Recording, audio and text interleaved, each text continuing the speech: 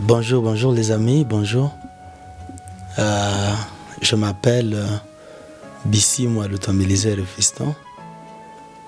Je suis marié à une très belle dame. Nous avons 3 enfants. Le premier s'appelle Nathan, le deuxième c'est Lionel et la troisième c'est Bernice. Je suis juriste de formation. Je suis aussi promoteur d'une école, mais aussi je suis pasteur.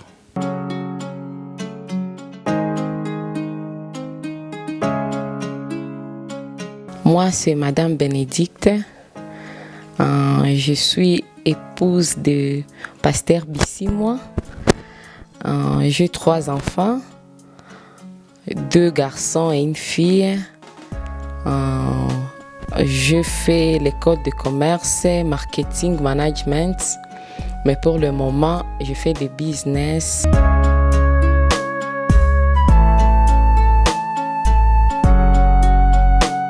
Oui, comme je le disais, je suis marié. Je suis marié à une très belle dame, hein, bénédiction. Au fait, tulikutana na aje. C'était en 2011, si je ne m'abuse. Ilikuwa niko Bukavu pale, natokea Nairobi. Alafu ikabidi nikajisikia kama ni wakati wa kutafuta partenaire yule ambaye atakayekuwa pamoja na mimi. Alors par le fait que nilikuwa sana mkazi ya Mungu, nilikuwa nazoea kuimba na former waimbaji. Alors un jour je me souviens na nikasikia masomo moja, korali ya masomo moja naitwa huko Bukavu Insi Msaada wananiita kwamba niende kuwasaidia kwa ajili ya kuformer ile korali ya paji, kwa sababu walitaka kuingia mu studio. Nikafika pale nikaanza kuwakorriger. Alors wakati walikuwa uko naimba, j'ai remarqué une fille qui chantait très bien. Alors elle était encore trop petite. Nikamuuliza une question: est-ce que vous avez des grandes sœurs? Akasema en tout cas tuko nabo bengi. Alors nikasema siku moja nitajaribu kufika quand même ni wasalimie nione tout. Et c'est comme ça, un jour je suis venu, niko mina tembea, c'était Muvamaro. Nikaonana na Esther pamoja na maintenant celle qui est ma femme aujourd'hui, c'est sa grande sœur. Balikuwa biko na toka njia za Nyawera, biko na panda, mimi niko na shuka. Alors wakati niliona nikawasalimia kwa mbali, petite sœur yake akamwambia, ona sasa fiston, mimi nakuambiaka fiston ou le fiston chez baba. Alors la première réaction ni madame alifanya, akambia parce que à cette époque niko bon, je vous ai dit que je suis juriste de formation. Alors tunazoea sana kuvala makoti. Alors madame alipoona gisi mimi navala akachamba mango zangu, akasema ona hako sengelo bumakoti buko sawa vile ngozi ya sambusa. Ça je ne savais pas. Et c'est comme ça moi je suis parti. Alors un jour je me décide par le fait que nimemuona, nikasema wow. Kasema hata hii sura moja ikabaki iko na tembea mu akili na mu macho. Et c'est comme ça nikasema inabidi nifike. Je suis arrivé chez eux. Ilikuwa un certain ilikuwa soit je suppose inaweza kuwa mardi ou mercredi, mais je sikumbuka tena siku mzuri, mais ça doit être le 13. Nikafika pale kwabo au mois de mars. Nikakutana naye, nikia kuwasalimu tu. Nilipomuona roho yangu ilipiga. Ikakuwa sawa vile njoo ya kwanza mimi namuona sasa. Ile siku sitasema hakukuwa na vala mzuri. Alikuwa tunavala tu vya nyumbani, lakini sasa en tout cas lorsque j'ai vu tangu chini mpaka juu, kwa sababu nilikuwa mimi nikala kukiti kama tu hii, lakini kuko c'est comme ça effectivement, nilikuwa nikala kukiti ya hivi tunaangalia hivi, mais kuko escalier iko nashuka huku. Alors wakati iko nashuka escalier nikapenda ni kufanya curiosité nione ya nikaona mtu iko nashuka, nikasema hapa manake hapa ndio kwenda kufia tu. Et c'est comme ça elle est venue, akanisalimia mzuri, akanikaribisha, jambo kaka, jambo sana. Alors nikaanza tu kumuuliza des petites questions.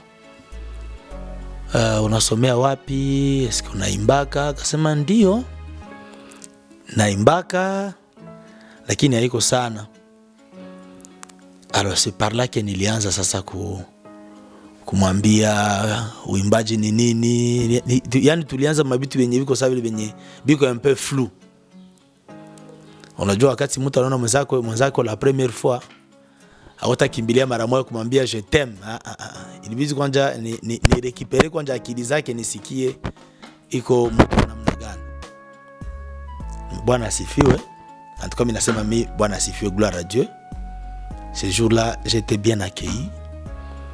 Nikayua wapi kwa nasomea, nikayua jina, nikapata numero ya telefone, nikashukuru pia pale nakutana wazazi wanaokoka, et je les salue.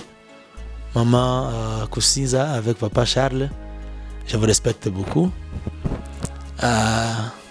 Nikapokelewa vizuri. Alors nikamwambia ndeza furahi vraiment tukue qu'on soit d'abord de barafiki, alafu mengine akanambia niende kwanja. Hana vya kunijibia ile siku, ila fallu niende alafu nirudi après. Par le fait que mesha nipatia numero ya telefone, ikabidi sasa ni mu déranger magharibi, par le fait que unajua kama love inatombokaka sana wakati mtu anakuwa kama magharibi.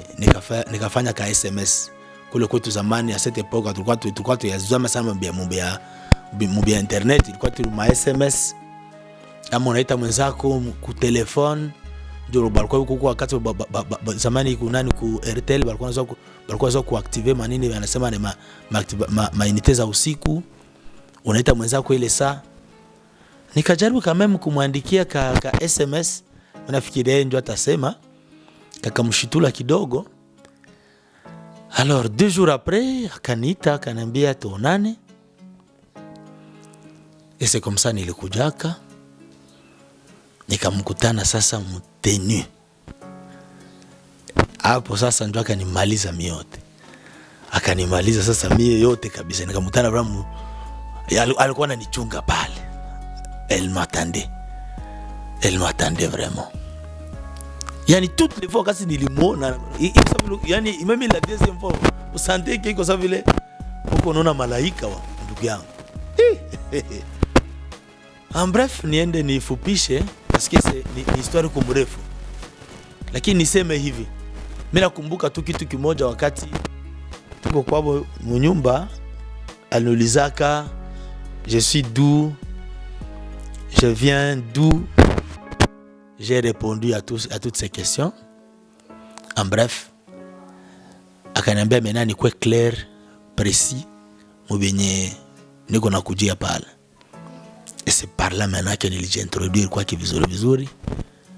Nikamwambia mimi ni nani, c'est que je viens ina Kenya kinanileta pale kwabo. Nikamwambia Nemo, je l'aime. En tout cas, ce jour-là, c'était ça ma préoccupation. Et ce même jour aussi, elle m'a dit essayons d'abord, la suite c'était jua baadaye. Voilà un peu historique ya jinsi tulikutana na naye. Merci beaucoup.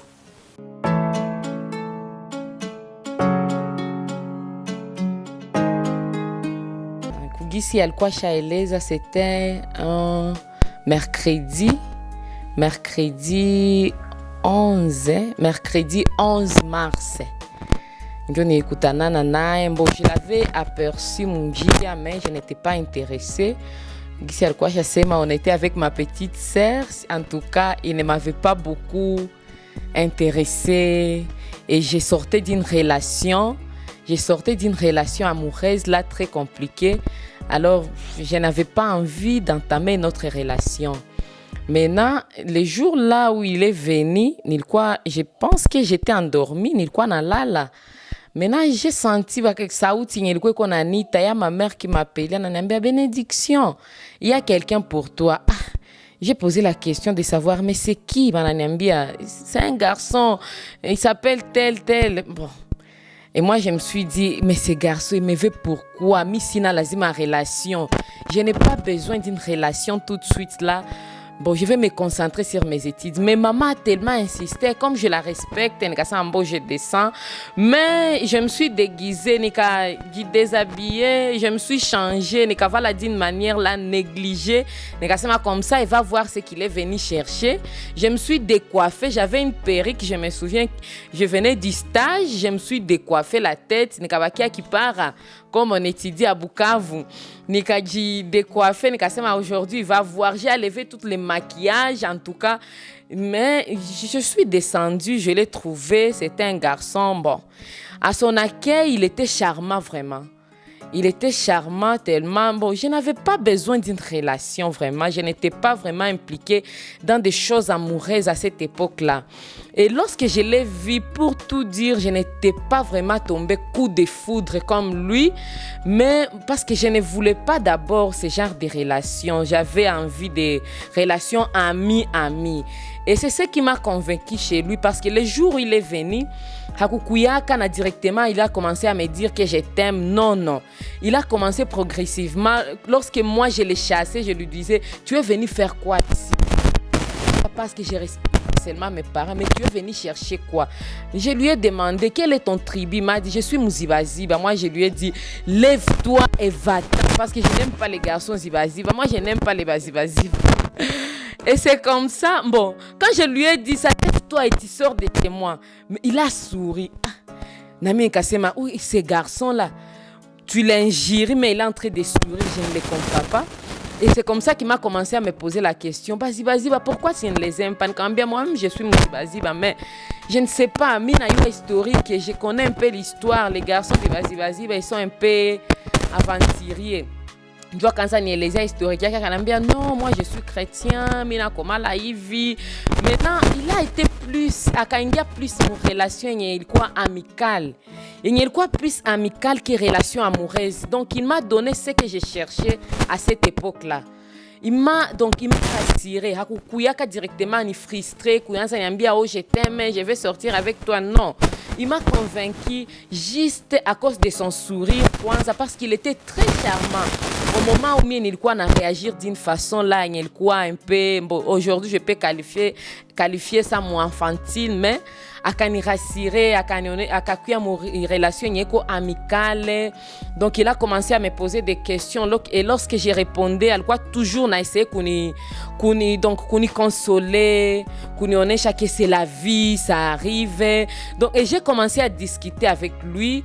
Une chose que je ne faisais pas beaucoup avec les hommes, mais ce jour-là, je me suis retrouvée. On avait fait, je ne sais pas si c'était 2 à 3 heures du temps. On a parlé de nos vies. Et maintenant, quand il voulait partir, et c'est à ce moment-là qu'il m'a dit, bon, je vis ta petite sœur, j'ai aimé comment elle chante. Mais comme je te vois, en tout cas, je voulais que notre relation soit un peu approfondie par rapport à ça. Namine Kamwambia, je n'ai pas besoin d'une relation amoureuse, mais j'ai besoin d'un ami. Ce n'est pas un problème, mais je vais te laisser du temps. Je vais te laisser du temps, tu peux réfléchir. Namine Kamwambia, non, comme tu es chrétien, je suis chrétienne aussi. Tu peux aller prier. Moi aussi, je vais prier comme ça. Dans 2 jours, tu reviens, je te donne la réponse.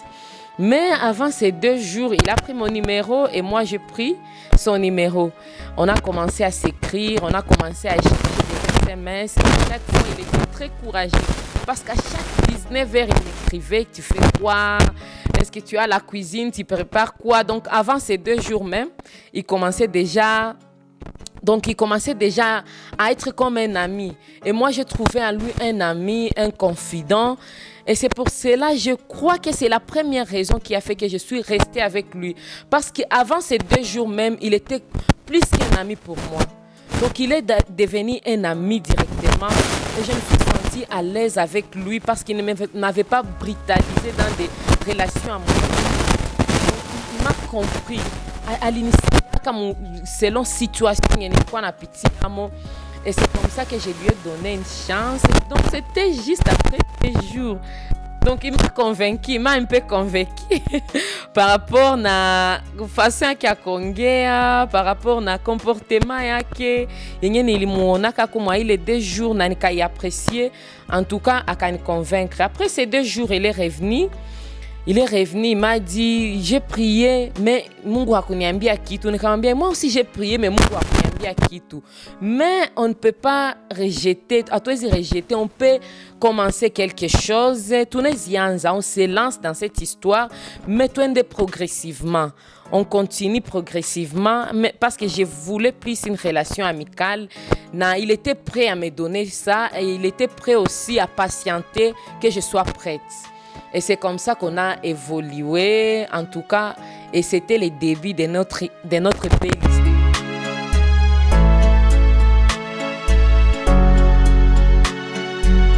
Et lorsqu'elle m'a aimé, maintenant notre fiançailles ikaanza, Mungu akatusaidia tukaendelea vizuri. Elle m'a aimé, elle m'a beaucoup aimé, je l'ai aussi beaucoup aimé. Na pale ndio kwenye kulikuwa difficulté ya kwanza parce que lorsque moi je l'ai aimé ikakuwa sa vile mimi namfanya kuwa maître ami. Ikabidi ni me responsabiliser tout ce que j'ai et mes secrets. Je me souviens même ma caisse nilimpatiaka. Même caisse yangu, je lui ai donné ma caisse. Lorsqu'on a continué, par le fait qu'on était encore jeune, kuna nafasi ambapo tulikuwa bado tulikuwa tuko tunapita, unaweza kuambiaka je t'aime, unaambia peut-être mwingine je t'aime. Sasa wale waliposikia kwamba mimi naingia deja mu une relation iko sérieuse, alors que bale wengine tulikuwa hatukuwa tena nabo nani aucune relation, c'était vraiment des connaissances.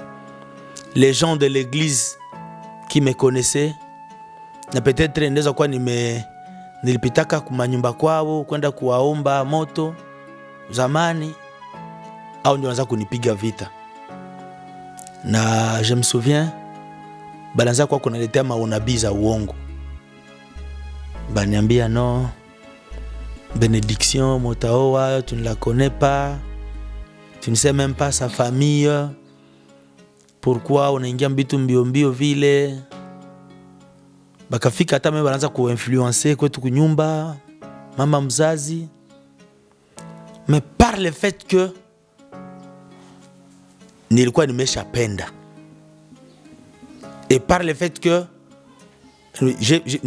nimeanza kusema kwamba je suis pasteur na nimekomala katika kanisa. Sasa tout ce que je faisais, je prenais le temps d'étudier, mais aussi je prenais aussi le temps de prier Dieu. Et nilikuwa na certitude kama nimeshapata une femme de ma vie, parce que de un, elle remplissait presque tous mes critères. Sur les 100%, au moins elle avait 80% de mes critères. Elle en avait vraiment. Alors personne ne pouvait me contraindre ni si endeler moi les relations. En tout cas, c'était bilikuwa biko bigumu. Je me souviens même kulikuwa hata kuna kwa watu ambao wanakuja wanatuambia nililota unakia fanya mariage, mais siku ya mariage bibi yako akukuya, wakati bibi yako akukuya wakakwambia uchagule mkanisa mwenye utaoa, ukaangalia baadaye ukanichagula mimi. C'était des choses, lorsque vous sentez, on a compris comment c'est trop enfantin et trop infantile même. Mais gloire à Dieu, nilikuwa tenace. La plus grande difficulté nilipataka ni wakati sasa yenye tunatafuta enda kupana mali na kupresize siku ya mariage. Unajua wakati mtu ako na besoin ya kuoa, hapendake bampatie shauri iko contraire ya vile benye anasema. Sasa nilipendaga yani mimi twende siku fulani, kama tushaviongea familia twende siku fulani, bakibadilisha nasikia sasa vile ni mwiba moya nguvu. 2 semaines après nafikiri tuliongea en famille, mie na mamangu, je la salue maman Faida kwenye iko, et mes petits frères avec mes petites sœurs, je les salue tous kwenye wako saa hizi. Tulikuwa tumeongea mjamaa, tukasema inabidi twende onane sana na belle famille ya kwangu kusudi on fixe tout. On a tout terminé. Ile ma influence bakakate na baka influer mama akabadilisha. Ça m'a choqué. Ça m'a choqué. Je ne sais pas ce que je peux dire, mais il niumiza. Jusqu'à ce que nilikuwa kwa vile hapapendi niende mmafanikio yangu. Nikakuwa mimi na tendance ya kutaka kusirikia kabisa na kusirikia wazazi. Nakumbuka même un certain temps tulikuwa tumeshapatana même date ya mariage, et c'était encore la grande difficulté baka annulé. Na kwake yeye à cette époque alikuwa ngana nasoma. Alors il est fait kumwambia vitu vile, kuna vitu ambaye nilikuwa nimeshamtia naye mwakili. Sasa wakati balibadilika ikakuwa vile mimi na briser. Et ce jour-là, c'est comme si relation tu karudi ikashute. Kanambia ça, je ne veux sipendi, d'ailleurs je suis encore enfant, sitaki, il faut nisome niendelee. Na akavoyager, elle est sortie à Bukavu, akaenda kwa Bujumbura, akatoka Bujumbura kaenda Goma. C'était dans le but akutaka tena tuonane kusudi ni mwambie tena ile histoire. Mais kwa sababu ce qui est écrit, Mungu akafanya bili vipite mpaka siku tulipanga date ya mariage. Voilà les difficultés que j'ai rencontrées. Mon fiançailles yetu, mie na yeye. Merci beaucoup.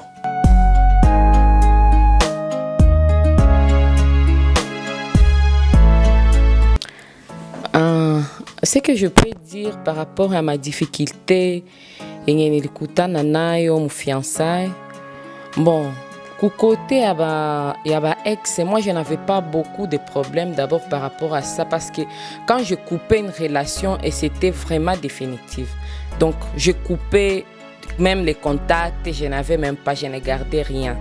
Mais peut-être de son côté un peu, donc lui il coupait des relations avec ses ex, mais il me disait qu'il était toujours ami avec elle, donc il était toujours ami, il était toujours en contact avec plusieurs de ses ex. Alors parmi ma difficulté nilikutana ile ilikuwa kwanza un peu obstacle kwangu, parce que j'étais un peu jalouse ya ile relation yenye ilikuwa kingali entre yeye na ba ex yake. Pourtant moi j'avais coupé les ponts. Bon, même s'il n'y avait rien de malsain, mais je me disais à moi que si ça évolue encore, il y avait parmi de ces ex benye balikuwa bayaolewa, bengine benye unakutana balikuwa bashaolewa, mais il gardait toujours ses relations. Alors ça mie kwangu ilikuwa ni difficulté parmi zenye nilikutana nazo mu fiançailles. Sur le côté de la famille, donc il y avait rien, il y avait de mon côté vraiment il y avait pas rien de grave, à part il est report et à mariage, c'est ce qui m'a un peu chamboulé, parce que premièrement, je n'étais pas prête en tout cas à mon mariage. Je me considérais encore comme trop petite. J'aimais les garçons en question, je l'aimais, je voulais rester avec lui, mais je n'étais pas prête pour le mariage. Donc, j'étais encore en 6e des humanités lorsqu'il m'a proposé de m'épouser. Alors, je ne voulais pas vraiment. Je lui ai supplié de me laisser 2 ans d'études. Et alors, lui m'a montré qu'il avait beaucoup de responsabilités. À l'église, comme au travail. Il faut qu'il ait une femme à son côté. Naminjo, la femme de sa vie. Alors, j'étais entre 2 choix. Je ne savais pas quoi faire. En tout cas, j'ai voulu même rompre la relation à cause de ça, parce que je n'étais pas prête. Je considérais que c'était très tôt, malgré qu'on a fait une fiançaille d'1 année. Une année, mais je ne considérais pas que j'étais vraiment prête pour le mariage. Je n'avais que 19 ans à l'époque. Alors, c'était un peu difficile pour moi au début. Mais comme je l'aimais, je ne voulais pas le lâcher. Parce que je l'aimais. Et lui, je me souviens, un jour, sa sœur est venue me chercher. Il m'a dit que non, mon frère, vraiment, il dit qu'il va rentrer à Nairobi. Il est dessus. En tout cas, il est dessus. Il dit qu'il va déposer les responsabilités. Il va rentrer là où il était. Maintenant, on ne sait pas quoi faire. Est-ce que tu mwachi achumbie fie mwengine? Est-ce que nini? Mais moi, en personne, j'aimais les garçons. En tout cas, je l'aimais sincèrement. Je ne voulais pas les lâcher, mais je ne voulais pas les mariages aussi. Moi, je voulais le mariage après 2 ans, même après 3 ans, parce que je me disais à moi qu'à 22 ans, à 23 ans, je ne n'ai pas choisi au lewa. Il est quoi parmi mes obstacles kabambi et il kutanana nayo. Par rapport à la famille, je crois que je n'avais pas eu beaucoup d'obstacles. Presque toutes mes proches, balikamataka une nouvelle, balikamataka abari à mariage, comme un fiancé, balikamataka très bien. Ils ont bien accueilli mon fiancé chez nous. Balimkaribishaka mzuri kwetu, yenye ilitafuta leta perturbation juste ni ça. Yenye bali aribishaka date à mariage, donc on avait tout prévu. J'ai commencé déjà à acheter les assiettes. Nilikuwa déjà na manguo comme bitutu yenye mwanamke anafungaka kwa. Donc j'avais des habits, des souliers, manguo, des appareils électroménagers. Mais le mariage a été brusquement annulé et encore jusqu'à X temps. Donc on n'avait même pas donné la précision. Il y a 6 coups, il est daté tarudi. En tout cas, ça m'a beaucoup brisé. Je me souviens que j'avais même quitté Bukavu. À moi, les histoires de mariage, d'ailleurs, je ne voulais pas. D'ailleurs, au départ, donc... J'ai commencé à dire beaucoup de choses. Je me souviens que je vais voyager, mais tu veux partir ou Burundi. Sans le savoir, j'avais dans ma tête l'idée de rester ici au Burundi. Donc, je voulais rester ici et ne plus rentrer à Bukavu pour éviter les propositions de mariage. Mais à Kanlipiaka Transport, à Kanambia, Kamata, il m'a donné, je ne sais pas, il m'a payé le transport. Je suis venue avec ma grande sœur. À chaque fois, il m'appelait. Il était toujours à fond. Je me souviens même qu'à l'enda kata Kampala, m'a tenue en mariage et je n'étais même pas prête pour le mariage.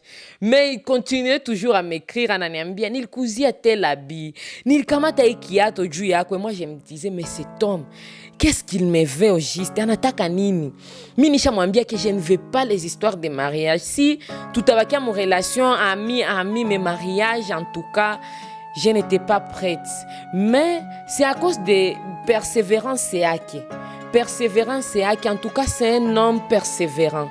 C'est quelqu'un, donc il reste ferme dans décision et que surtout quand il a apprécié quelque chose, c'est quelqu'un qui m'a prouvé que ce qu'il aime en effikisha kambaka kumwisho parce qu'il a persévéré malgré les caprices nilikuwa nafanya mimi namfanyizia à chaque fois alikuwa nakuya même nilikuwa tana mrudisha hata tushakuwa mfiançailles mais le lendemain alikuwa narudia tena et moi je me suis dit que un jour j'avais réfléchi na nikasema je ne sais pas comment maishangu je vais trouver quelqu'un qui va m'aimer comme cet homme. En tout cas, je ne le crois pas. Mais si je ne crois pas que ça sera possible. Donc, l'hypothèse a eu upendo. Koulembele, je risque de regretter parce que j'avais vu en lui quelque chose de grand. Donc, il m'a montré tellement d'amour et d'affection que nikashindwa kujidétacher naye et jusqu'à présent, jusqu'à ce qu'on a commencé à organiser les mariages, na tukapatana kudate ingine ya mupya et jusqu'à maintenant.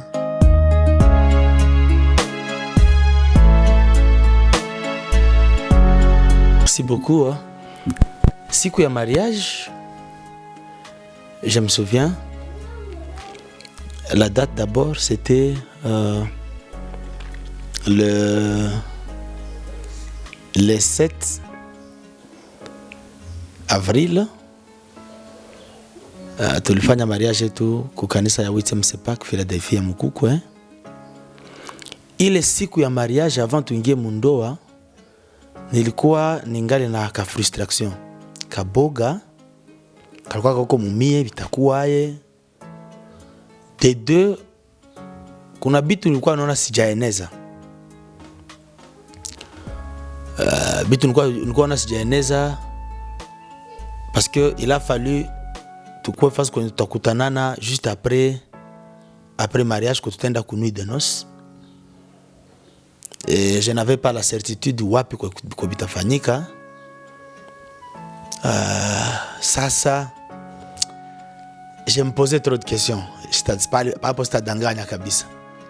Bitakuwa mtoa tu tutatoka tu mkanisa tunaenda kwetu. Alors que tungeenda fasi fulani, il y a quelque chose que je rêvais, tukienda fasi fulani bitakuwa hivi na hivi na hivi na hivi na hivi na hivi. Bas nikaamuka asubuhi comme d'habitude, tukakutana kwa parrain ya kwangu Panimia qui est ici à Burundi. Alors akanikamata tukavala pamoja. Wakati tuko tunakuya kukanisa, tunafika kukanisa parce que nilikuwa navala pantalon kisha kuna kwa iki ceinture kikubwa kibanaterekeza ka yulu pamoja na nœud. Mina kumbuka ile nani ikakatika, ile ceinture ikakatika, ikabidi tutafute sasa pale matashona ile ceinture pale. Gloire à Dieu, tukampata, ikashonewa, tukaingia. Ese pala mena tukaingia mpaka mukanisa. Alors ile kuingia mukanisa, tanki nilikuwa sijamuona, nilikuwa sikia roho iko na ingali napiga, j'ai besoin ni muone kusudi roho yangu irizike. C'est jusqu'à ce que niliona gari yabo inafika. Sasa ilifika ndio nikasikia kwanja roho inatulia kwanza. Wakati roho ilitulia tukaingia mkanisa, le ceremony bikaendelea. Sabi iliendelea. Tukatoka au mariage, j'ai chanté avec elle. Tukaenda mu cérémonie ya mariage. Kutoka mu cérémonie ya mariage nakumbuka mvua ilinyeshaka ile siku, pas possible. Mvua ilinyeshaka sana. Mais toutes les fois les questions kusema après hapa tutaenda wapi. Basi tukatoka mule mcérémonie ya fête, c'était vers 22h. Tukapita njia ya Nyawera, tukashuka quartier latin, tuko napanda Muhungu Telecom. Sasa batu wanajua ile njia zamani, mvua ikinyesha kulikuwa kunakuwa buterezi na matope moja haiko ya kusemewa. Sasa wakati nani kushafika kwa barabara kwetu inabidi unashuka hidogo mwe 2 maisons ndio unafika kwa nyumba. Sasa kulikuwa kuko kabuterezi pale. Na kitu kimoja kenye kusudi afike kwa nyumba ila fali niko na magodio naye akwe na godio. Et cela anavala lushungi pale.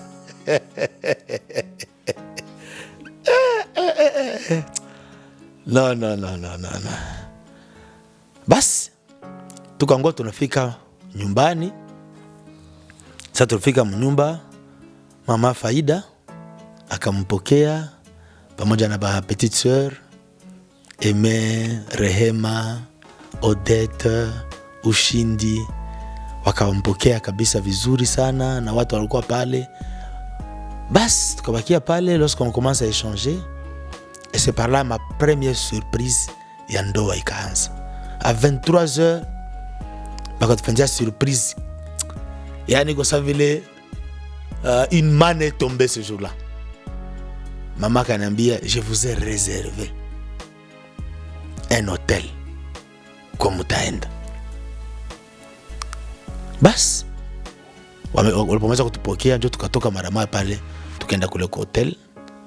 Ile ilikuwa difficulté na ile ilikuwa boga yangu ikasha. Je devais rester là chez moi avec ma femme parce que maman na ba petite sœur balipashwa kuvoyager bote batoke baende nje kusudi moye nibakie niko na assurer bitu ya famille. Voilà un peu ce qui nous a tufikia ile le siku ya mariage. Merci beaucoup.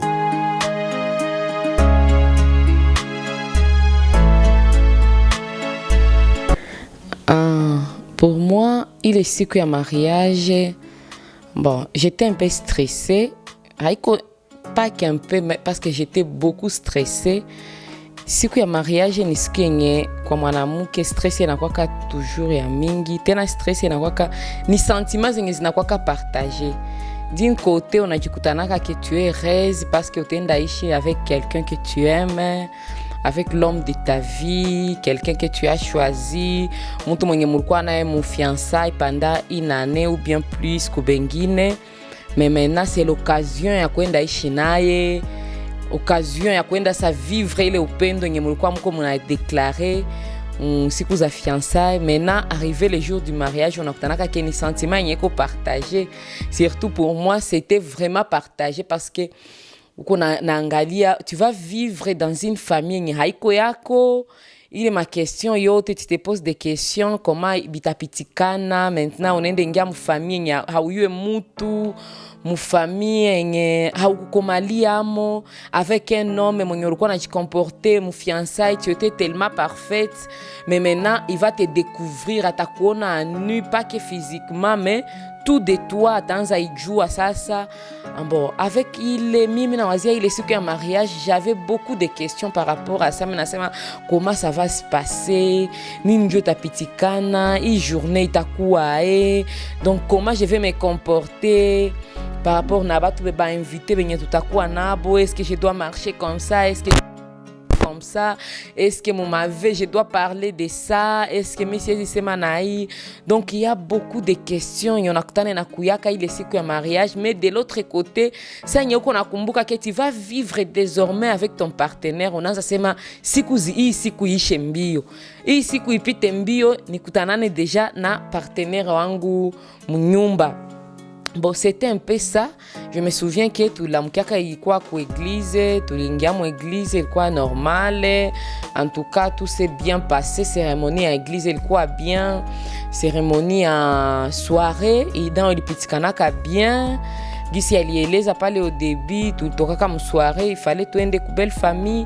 Na pale yoko kulikuwa un peu ka frustration qu'on a juliza belle famille njo ya kwanza unaingia amo, on ne sait pas watakuona mais gloire à Dieu, balimpokeaka très bien, bakanitia à l'aise de telle sorte que sikusikiaka hata kama niko étrangère dans leur famille, sikusikiaka façon yenye balinikaribishiaka mo ikatuma mimi najisentir que niko intégré directement mon famille. Bon, de mon côté, en tout cas, je n'ai pas eu beaucoup de difficultés les soukous à mariage, à part quelques stress, quelques frustrations, c'est un peu normal en général pour battre beauté. Merci.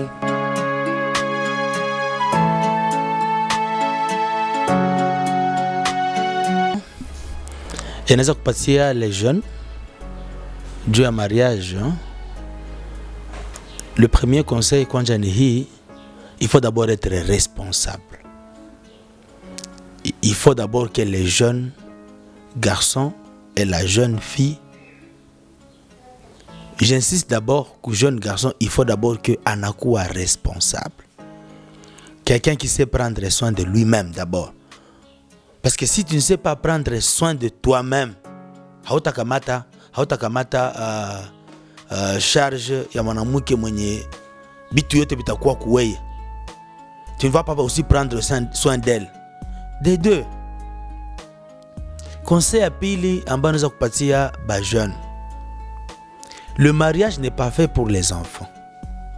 Le mariage c'est pour les grandes personnes. Et laisse-moi vous dire, shauri ambayo naweza kuwapatia ni hii.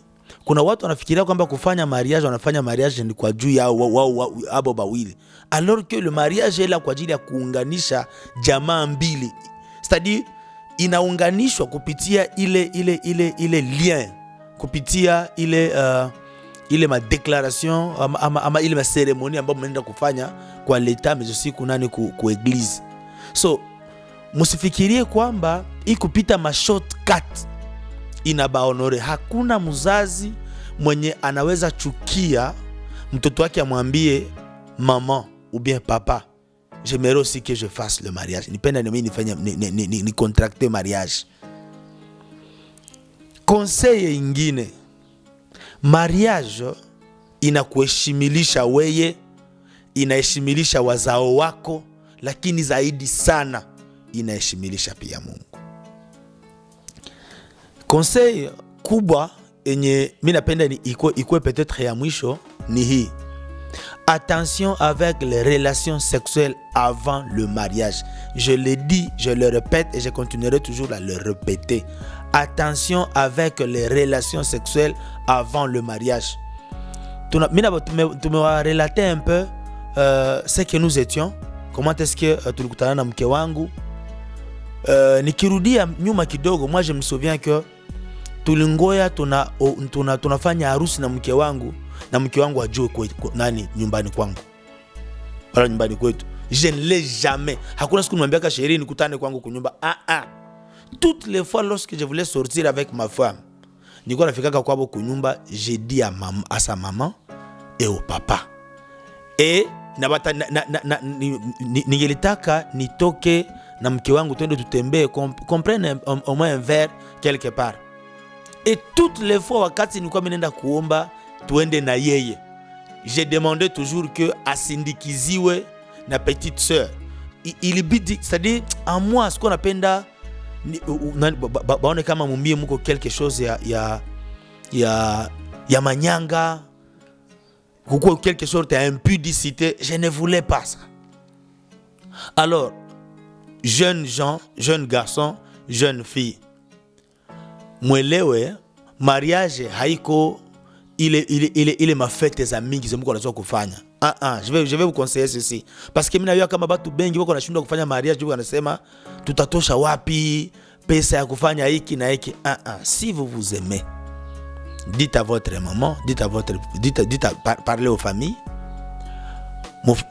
mwende mfanye mariage civil. Ça et là j'insiste beaucoup, inaomba kufanya mariage civil. Kisha kufanya mariage civil, wende mkanisa bakuombee. Bakisha kukuombea, rudia kunyumba. Usitie condition sine qua non kama hivi hakuna vya fete sitafanya mariage. Hapana, musipite ma shortcut. Mariage na wakati deja umeanza fanya mariage, umeshirikisha Mungu. Je vous assure mes chers jeunes, kuna kwaka useko qu'on appelle, j'ai toujours dit cet adage que Mungu wa ba marié anakuwaka. Mungu wa ba marié anakuwaka et jamais hawezi kukuacha. Voilà un peu conseil ambazo nilipenda nipatie nos jeunes kwa siku ya leo, na Mungu wabariki sana.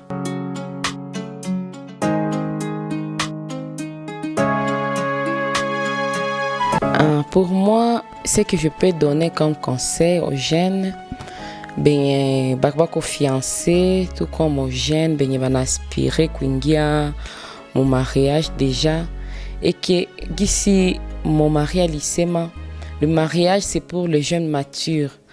Haiko parce que rafiki yako anafanya mariage, ce n'est pas une blague. Aseme juu rafiki yangu anajimarie parce que mon ami alifanya mariage, moi aussi je dois me marier. Avant de t'engager mon relation ya mariage, tu dois savoir que c'est une relation sacrée. Une relation bénie par l'Éternel lui-même. Alors tu dois respecter ça. On a kamata avec beaucoup de responsabilités. On n'a pas choisi kamata avec beaucoup d'honneur et beaucoup de valeur.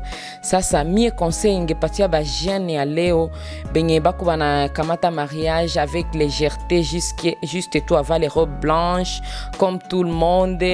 Bon juste bazazi baone kama naye aliolewa kisha après un certain temps nakutana ana divorcé.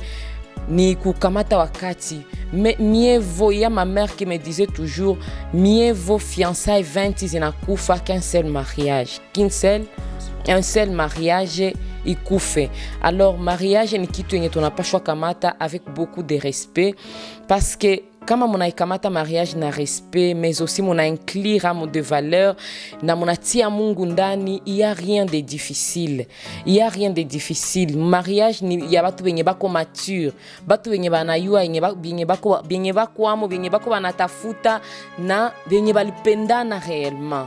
Mais aussi pour les jeunes benye bako banataka jiengager mon mariage mais bako limité financièrement.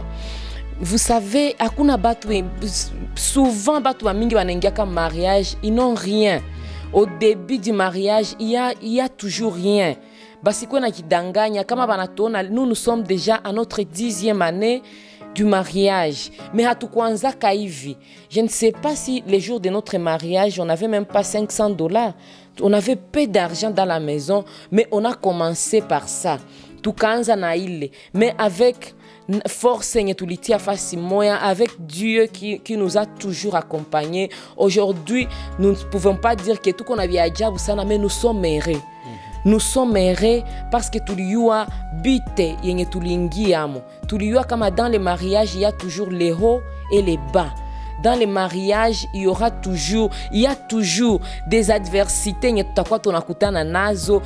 tant que vous serez toujours unis, tant que cet amour persistera, il n'y aura rien de difficile. Il suffit toujours de se respecter, de collaborer et de continuer toujours à s'aimer comme vous l'avez fait et comme les promesses que vous avez données au début. C'est un peu ça mon conseil pour les jeunes, mais aussi pour les mariés déjà. Je crois que c'est tout. Merci beaucoup.